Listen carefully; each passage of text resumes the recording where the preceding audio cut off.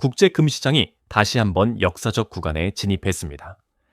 최근 국제금값은 온스당 5,100달러를 돌파하며 명백한 사상 최고치를 기록했고, 이에 따라 국내 금값 역시 한돈 기준 100만 원을 넘어서는 국면에 들어섰습니다. 불과 몇 년 전만 해도 금은 이미 많이 올랐다는 말이 반복되던 시장에서 이제는 그 인식 자체가 무너지고 있는 상황입니다. 금은 더 이상 주변 자산이 아니라 글로벌 금융 질서의 균열을 가장 먼저 반영하는 핵심 지표가 되고 있습니다. 이 흐름을 단적으로 보여주는 사례가 전남 한평의 황금 조형물입니다. 제작 당시에는 혈세 낭비라는 비판을 받았지만 지금 시점에서 이 조형물의 금속 가치만 따져도 수백억 원에 이릅니다. 이 사례가 중요한 이유는 단순한 해프닝이 아니라 시간은 금의 편이었다는 사실을 상징적으로 보여주기 때문입니다. 금 가격은 단기 등락을 반복하지만 통화 가치가 훼손되는 국면에서는 결국 실물 자산의 본질적 가치로 회귀해 왔습니다. 특히 주목해야 할 점은 이번 금값 상승이 투기적 과열이 아니라는 점입니다. 과거와 달리 현재 금시장의 주요 매수 주체는 개인 투자자가 아니라 각국 중앙은행입니다. 최근 3년간 전 세계 중앙은행들은 매년 1,000톤이 넘는 금을 순매수했습니다. 이는 과거 10년 평균의 2배를 훌쩍 넘는 수치입니다. 지정학적 리스크, 달러 중심 금융체제에 대한 불신, 그리고 국가 차원의 안전자산 확보라는 전략적 판단이 동시에 작용하고 있는 것입니다. 하지만 이 글로벌 흐름 속에서 유독 조용한 나라가 있습니다. 바로 한국입니다. 한국은행은 무려 13년 동안 금을 추가로 매입하지 않았고, 그 결과 금 보유 순위는 지속적으로 하락했습니다. 외환 보유액 규모만 보면 세계 최상위권이지만 그 안에서 금이 차지하는 비중은 극히 낮습니다. 다시 말해 외환은 많지만 진짜 최후의 안전자산은 거의 없다는 구조입니다. 이 지점에서 중요한 질문이 생깁니다. 왜 전 세계가 금을 쓸어 담는 상황에서 한국은행은 여전히 움직이지 않는가? 이것은 단순한 보수성의 문제가 아니라 과거의 경험과 제도적 트라우마, 그리고 중앙은행 자산 운용 철학이 복합적으로 얽힌 문제입니다. 금값이 오르고 있다는 사실보다 더 중요한 것은 왜 이 상승 국면에서 한국은 여전히 관망자 위치에 머물러 있는가 하는 점입니다. 한국은행이 금 매입에 유독 신중해진 배경을 이해하려면 반드시 과거로 돌아가야 합니다. 지금과 마찬가지로 금은 안전자산이라는 인식이 강하게 확산되던 시기가 있었습니다. 바로 2010년대 초반입니다. 유럽 재정 위기, 미국 신용등급 강등 가능성, 글로벌 금융 시스템 전반에 대한 불안이 동시에 겹치면서 금값은 빠르게 치솟았습니다. 당시 시장 분위기만 놓고 보면 금을 사지 않는 쪽이 오히려 무모해 보이던 시기였습니다. 그 흐름 속에서 한국은행 역시 움직였습니다. 2011 년 40톤, 2012 년 30톤, 2013 년 20톤, 3년에 걸쳐 총 90톤의 금을 집중적으로 매입했습니다. 이 결정은 단순한 투자 판단이 아니라 외환 보유액의 안정성을 높이기 위한 전략적 선택으로 설명되었습니다. 실제로 당시 국제 금값은 온스당 1,200달러 수준에서 1,900달러에 근접하며 금의 시대가 열렸다는 말이 공공연히 나왔습니다. 문제는 그 이후였습니다. 금값은 정점을 찍은 뒤 서서히, 그러나 꾸준히 하락하기 시작했습니다. 또 2012 년 평균 1,600달러대에서 2013년에는 1,400달러대로 내려갔고 2015년에는 1,100달러 선까지 밀렸습니다. 이 과정에서 한국은행이 보유한 금은 장부상 대규모 평가 손실로 전환되었습니다. 추정 손실 규모는 약 110억 달러, 우리 돈으로 1조 원을 넘는 수준이었습니다. 이 손실은 단순한 숫자 이상의 의미를 가졌습니다. 국정감사장에서 국가 자산을 잘못 굴린 것 아니냐는 질타가 쏟아졌고 여야를 가리지 않고 비판이 이어졌습니다.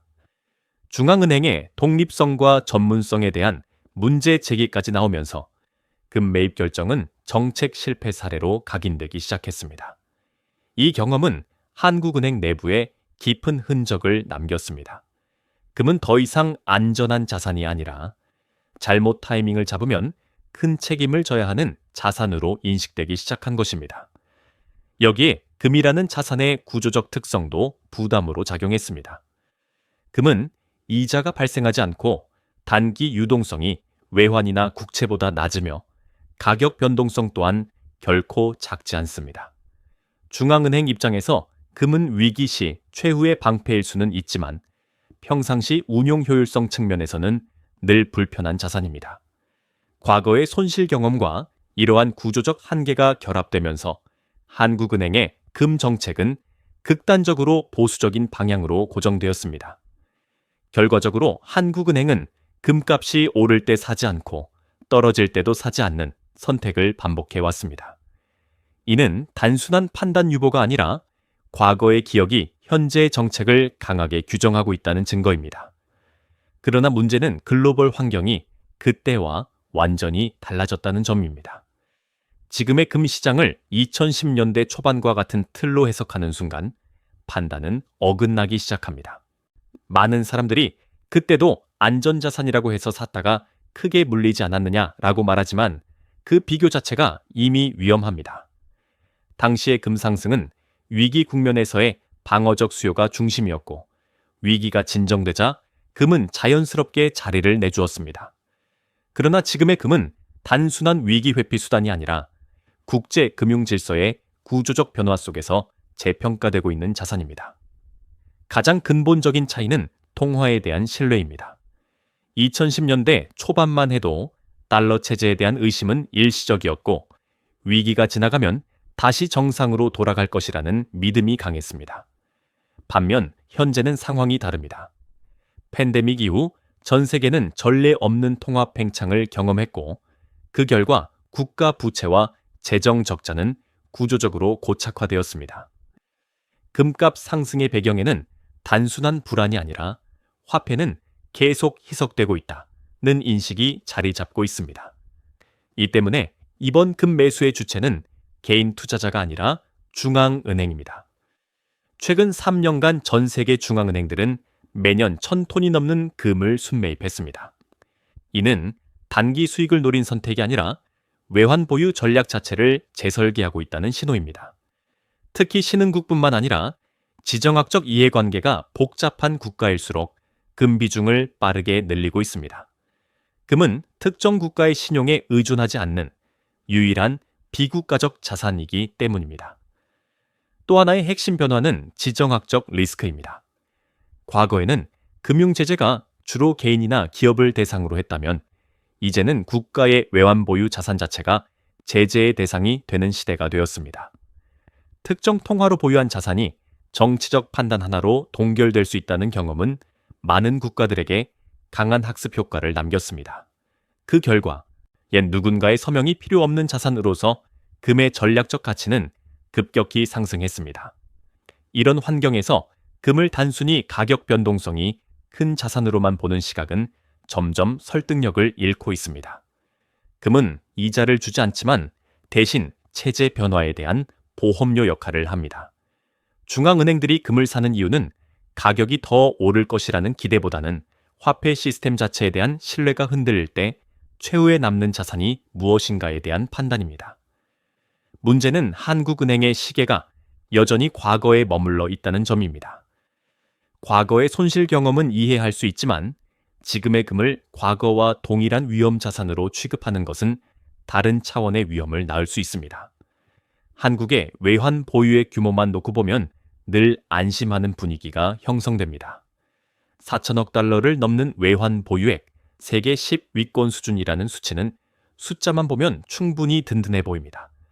그러나 외환 보유액의 양과 질은 전혀 다른 문제입니다. 진짜 질문은 이것입니다. 이 자산들이 어떤 위기 상황에서도 실제로 방패 역할을 해줄 수 있는 구조인가 하는 점입니다. 현재 한국의 외환 보유액은 달러 자산 비중이 압도적으로 높습니다. 미국 국채 달러 예치금, 달러 표시 채권이 핵심을 이루고 있습니다. 평상시에는 안정성과 유동성이 뛰어난 구성입니다. 그러나 달러 자체가 문제 한가운데로 들어오는 국면에서는 이야기가 달라집니다. 달러 가치 하락, 미국의 재정 리스크, 글로벌 금융 제재가 결합될 경우 달러 중심의 외환 보유 구조는 단일 리스크에 지나치게 노출되어 있습니다. 이때 대비 자산으로 거론되는 것이 바로 금입니다. 금은 어떤 국가의 통화 정책에도 직접적으로 종속되지 않고 발행 주체도 없습니다. 다시 말해 상대방의 신용을 전제로 하지 않는 자산입니다. 그래서 다른 중앙은행들은 외환 보유액 내 금 비중을 수익 자산이 아니라 체제 본선 보험으로 간주합니다. 문제가 생기지 않으면 존재감이 없지만 문제가 발생하면 유일하게 기능하는 자산이라는 인식입니다. 하지만 한국의 금 비중은 전체 외환 보유액의 3% 남짓에 불과합니다. 이는 주요국뿐 아니라 신흥국과 비교해도 매우 낮은 수준입니다. 순위가 계속 하락하는 이유도 단순합니다. 한국이 가만히 서 있는 동안 다른 나라들이 꾸준히 금을 늘리고 있기 때문입니다. 이 격차는 시간이 지날수록 구조적 취약성으로 전환될 가능성이 큽니다. 여기서 중요한 포인트는 한국이 당장 금을 사지 않으면 큰일 난다는 단순한 주장이 아닙니다. 문제는 외환 보유 전략이 지나치게 과거의 안정 국면을 전제로 설계되어 있다는 점입니다. 글로벌 환경은 이미 변했고 달러 중심 체제에 대한 신뢰는 균열을 보이고 있습니다. 그런데도 외환 보유 구조는 과거의 성공 경험에 머물러 있다면 위기 발생 시 선택지는 급격히 줄어들 수밖에 없습니다. 또 하나 짚어야 할 부분은 심리적 안정 효과입니다. 중앙은행의 금 보유는 단순한 자산 배분을 넘어 시장과 국민에게 최악의 상황에서도 버틸 수 있는 실물 기반이 있다는 신호를 줍니다. 이는 환율 안정과 신뢰 관리 측면에서도 중요한 요소입니다. 금을 많이 보유한 국가일수록 외환 위기 국면에서 심리적 방어선이 상대적으로 두텁게 형성되는 이유가 여기에 있습니다. 결국 외환 보유액의 크기보다 중요한 것은 구조적 균형입니다. 금 비중이 지나치게 낮은 구조는 평상시에는 효율적으로 보일 수 있지만 체제가 흔들릴 때는 오히려 취약점으로 작용할 수 있습니다. 한국은행이 여전히 신중한 태도를 유지하는 동안 다수의 중앙은행들은 이미 외환 보유 전략의 방향을 명확히 틀었습니다. 이 변화는 최근 1년에서 2년 사이에 갑자기 나타난 현상이 아닙니다. 최소 5년 이상 누적된 판단의 결과이며 특히 2020년 이후 그 속도가 눈에 띄게 빨라졌습니다. 핵심은 단순합니다. 이제는 과거와 같은 금융 환경으로 돌아가지 않는다는 전제가 정책 결정의 출발점이 되었기 때문입니다. 대표적인 사례가 동유럽과 중동, 일부 신흥국 중앙은행들입니다. 폴란드는 단기간에 대규모 금 매입을 단행하며 금 보유 순위를 끌어올렸고 아제르바이잔 역시 짧은 기간 동안 집중 매수를 통해 외환 보유 구조를 재편했습니다. 이 국가들의 공통점은 경제 규모가 크기 때문이 아니라 외부 충격에 취약하다는 현실을 정확히 인식하고 있다는 점입니다. 달러 자산만으로는 정치적 금융적 리스크를 동시에 방어할 수 없다는 판단이 명확했습니다. 미국의 경우는 결이 다르지만 방향성은 동일합니다. 미국은 이미 세계 최대의 금 보유국이며 금을 추가로 사지 않아도 될 만큼 압도적인 물량을 보유하고 있습니다. 중요한 것은 미국이 금을 줄이지 않는다는 점입니다. 달러 패권 국가조차 금을 최후의 안전자산으로 포기하지 않는다는 사실은 금의 역할이 여전히 살아있음을 보여주는 강력한 신호입니다. 이들 중앙은행의 금 매입은 가격 상승을 쫓는 행동이 아닙니다. 실제로 많은 국가들은 금값이 이미 상당히 오른 시점에서도 매입을 이어가고 있습니다. 이는 단기 손익계산이 아니라 가지고 있느냐, 없느냐의 문제로 금을 바라보고 있다는 뜻입니다. 금융위기나 지정학적 충돌이 발생했을 때 그 자산이 국제 결제 시스템 밖에서도 기능할 수 있는가가 판단 기준이 된 것입니다. 또 하나 주목할 변화는 매입 방식입니다. 과거처럼 한 번에 대량 매입하는 방식이 아니라 장기간에 걸쳐 분산적으로 비중을 높이고 있습니다. 가격 변동성 리스크를 최소화하면서도 전략 자산으로서의 위치를 점진적으로 확보하는 방식입니다. 이는 과거 한국은행이 경험했던 타이밍 리스크를 의도적으로 회피하는 설계이기도 합니다. 이 흐름은 단지 특정 국가들의 선택이 아니라 중앙은행 커뮤니티 전반에서 공유되고 있는 인식 변화에 가깝습니다. 달러 중심 자산은 여전히 중요하지만 그 하나만으로는 충분하지 않다는 결론입니다. 외환 보유액은 유동성과 안전성, 그리고 체제 리스크 대응이라는 세 가지 목표를 동시에 만족시켜야 합니다. 금은 이 세 축 중 마지막을 담당하는 자산으로 다시 자리 잡고 있습니다. 이제 질문은 명확해집니다. 한국은행은 이 변화의 흐름을 언제까지 외면할 수 있는가? 지금 시점에서 한국은행이 곧바로 대규모 금 매입에 나서는 것은 현실적으로 쉽지 않습니다. 과거의 손실 경험, 정치적 부담, 그리고 중앙은행 특유의 보수적 의사결정 구조를 감안하면 더욱 그렇습니다.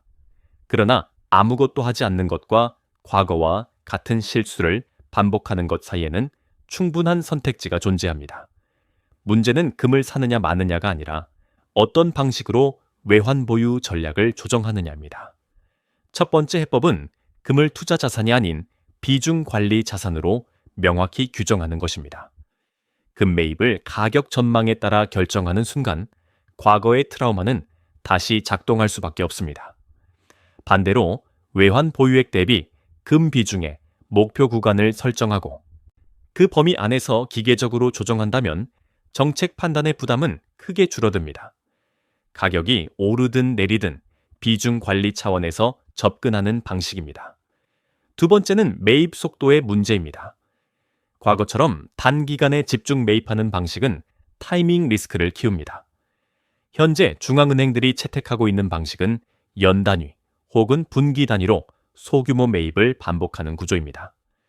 이 경우 가격 변동성에 대한 평균 효과가 발생하고 정책 실패라는 프레임에 걸릴 가능성도 낮아집니다.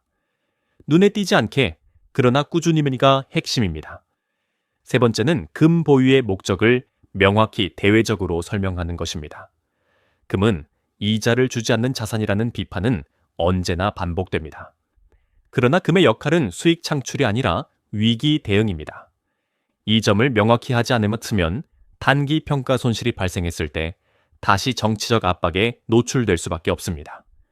금 보유는 보험료에 가깝다는 인식 전환이 필요합니다. 네 번째는 외환 보유액 전체 구조 속에서 금을 재정의하는 작업입니다. 달러 자산, 비달러 통화, 금, 그리고 기타, 대체 자산 간의 균형을 어떻게 가져갈 것인지에 대한 중장기 로드맵이 공개될 필요가 있습니다. 이는 단순히 금 문제를 넘어 한국의 금융 주권과 위기 대응 능력을 어떻게 설계할 것인가에 대한 질문이기도 합니다. 마지막으로 중요한 것은 완벽한 타이밍을 기다리지 않는 것입니다. 금 시장에서 완벽한 저점은 사후적으로만 확인됩니다. 중앙은행이 저점을 맞추려는 순간 정책은 투기가 됩니다. 지금 필요한 것은 방향성에 대한 판단이지 가격 예측이 아닙니다. 이미 많은 중앙은행들은 이 결론에 도달했고 그에 따라 행동하고 있습니다. 결국 한국은행의 선택은 기술적인 문제가 아니라 철학의 문제입니다. 금을 과거의 실패 자산으로 볼 것인가 아니면 변화된 세계에서 최소한의 방패로 다시 정의할 것인가. 이 판단이 내려지는 순간 금 보유 여부보다 더 중요한 메시지가 시장에 전달될 것입니다. 그리고 그 메시지는 한국 금융 시스템이 미래의 불확실성을 어떻게 받아들이고 있는지를 보여주는 지표가 될 것입니다.